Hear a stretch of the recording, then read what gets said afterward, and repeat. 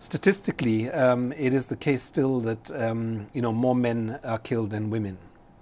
But I think the concern of feminists in Kenya at the moment has been that we've seen a surge in very violent attacks on women, primarily by people who know them, intimate spouses, relatives, first-time dates. The thing that's very common seems to be two things. One is that the deaths are very violent, and in some cases have led to dismembering and beheading of young women.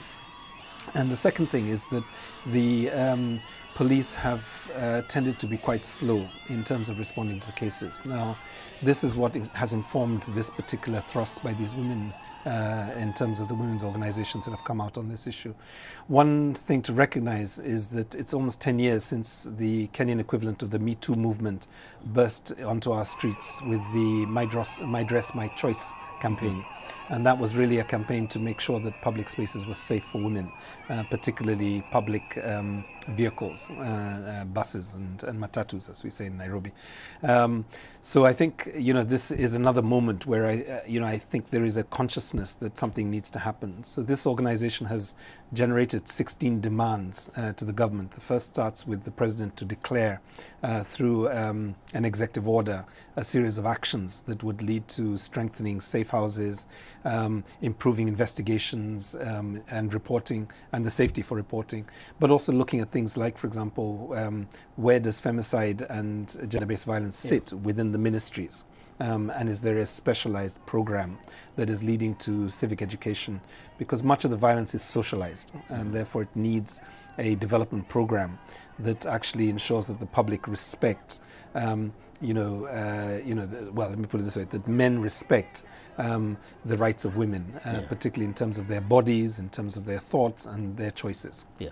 Now, some have also observed that it could be that this is a manifestation of certain other issues in society. It could be frustration, but they react to certain situations. So what is the place of perhaps economics and psychological issues among men and even women?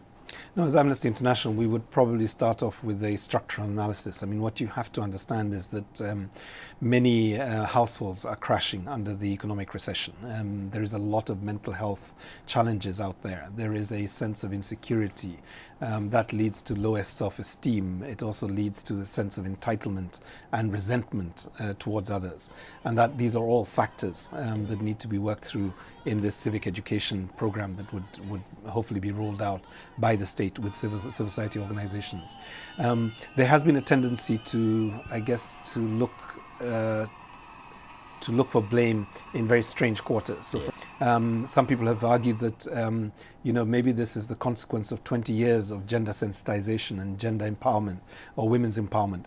And that what we have now is a situation where a lot of men feel disenfranchised. They feel that they have become emasculated because there are strong, confident, well-resourced women that actually don't need them financially anymore.